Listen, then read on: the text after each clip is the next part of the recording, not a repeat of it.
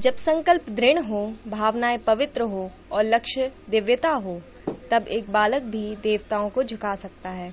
आज हम जानेंगे उस बालक की अमर गाथा जिसने भगवान विष्णु को अपनी तपस्या से प्रसन्न किया।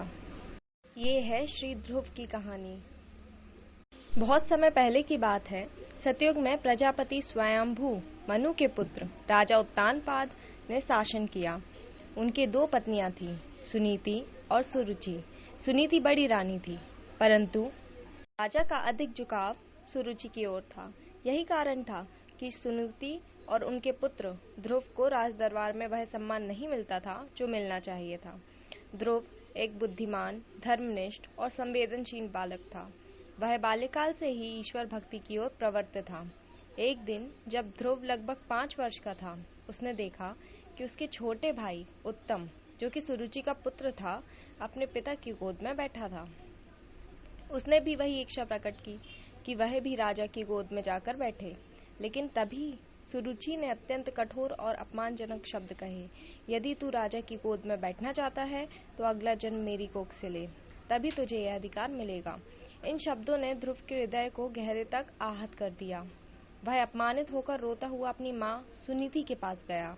सुनीति बड़े शांत भाव से अपने पुत्र को समझाया, बेटा, यदि तेरी इच्छा है कि तुझे सच्चा सम्मान और स्थान मिले तो उसकी प्राप्ति किसी मनुष्य से नहीं, केवल भगवान नारायण से हो सकती है। वही तेरा वास्तविक सहारा है। ये शब्द ध्रुव के अंतर मन में उतर गए। उसी क्षण निश्चय किया कि वह भगवान नारायण का साक्षात्कार करके ही दम लेगा।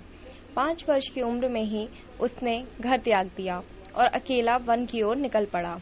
वन में उसकी भेंट हुई देवर्षि नारद से। नारद जी ने पहले तो उसे बहुत समझाया, कहा, बालक, तू बहुत छोटा है, यह मार्ग कठिन है, घर लौट जा, कुछ वर्षों बाद भक्ति का मार्ग चुन।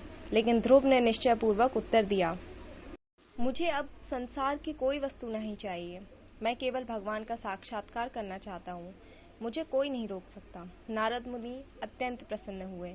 उन्होंने ध्रुव को मधुवन जाने को कहा, जहाँ पवित्र यमुना बहती है और तपस्या करना शुभ होता है। उन्होंने ध्रुव को भगवान विष्णु का महामंत्र दिया, ओम नमो भगवते वासुदेवाय। ध्रुव ने वहां जाकर तपस्या आरंभ की, परंतु यह कोई सामान्य तप नहीं था। यह इतनी कठोर थी कि ब्रह्मांड में हलचल मच गई।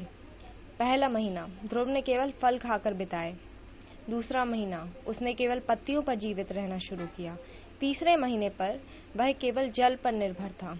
चौथे महीने के आने पर केवल वायु से शरीर का पोषण किया और 5वां महीना, जिसमें उसने भोजन, जल, श्वास सब त्याग दिए, अब वह केवल अपने ध्यान में लीन था।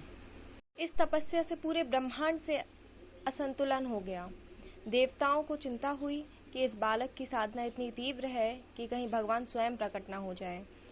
उन्होंने भगवान विष्णु से प्रार्थना की, हे नारायण, कृपया इस बालक को दर्शन दें, अन्यथा सृष्टि की गति थम जाएगी।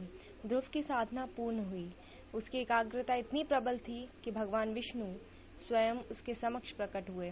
4 भुजाएं वाले श्रीहरि को देखकर ध्रुव ने अपनी आंखें खोली। उन्होंने अपने शंख से ध्रुव को ललाट को स्पर्श किया और ध्रुव को दिव्य ज्ञान की प्राप्ति हुई। अब वह समझ सका कि परम सत्य क्या है। ध्रुव ने भगवान से कहा, हे प्रभु, मैं ना राज्य चाहता हूँ, न स्वर्ग चाहता हूँ, न कोई सुख चाहता हूँ, मुझे केवल आपकी निश्चल भक्ति चाहिए। भगवान विष्णु अत्यंत प्रसन्न हुए। उन्होंने कहा, हे ध्रुव, तू चिरकाल तक अमर रहेगा, इस सृष्टि का सबसे स्थिर तारा बनेगा। ध्रुव तारा के रूप में आकाश में तुझ पर समस्त ग्रह नक्षत्र आधारित होंगे। जब तक यह सृष्टि रहेगी तू अचल रहेगा। इसके बाद ध्रुव घर लौटा। राजा उत्तानपाद को अपने किए पर बहुत पछतावा हुआ। उन्होंने ध्रुव का स्वागत किया और राज्य सौंप दिया। सुरुचि ने भी क्षमा मांगी। ध्रुव ने लंबे समय तक धर्म पूर्वक राज्य किया और बाद में भगवान के परम धाम को प्राप्त हुए। ध्रुव की आयु 5 वर्ष की थी जब उसने इतनी कठिन साधना की। उसकी भक्ति निस्वार्थ थी। उसने भगवान से कुछ नहीं मांगा। ध्रुव तारा आज भी आकाश में स्थिर है। वैज्ञानिक भाषा में इसे पोलारिस कहते हैं, जो उत्तर दिशा में स्थिर रहता है। यह कथा हमें सिखाती है कि आस्था, निष्ठा और दृढ़ संकल्प से कोई भी लक्ष्य प्राप्त किया जा सकता है, चाहे वह कितना भी असंभव क्यों न लगे। ध्रुव की कथा कोई कल्पना नहीं, बल्कि एक प्रेरणा है, हर उस व्यक्ति के लिए जिसे अपने जीवन में संघर्षों का सामना करना पड़ता है।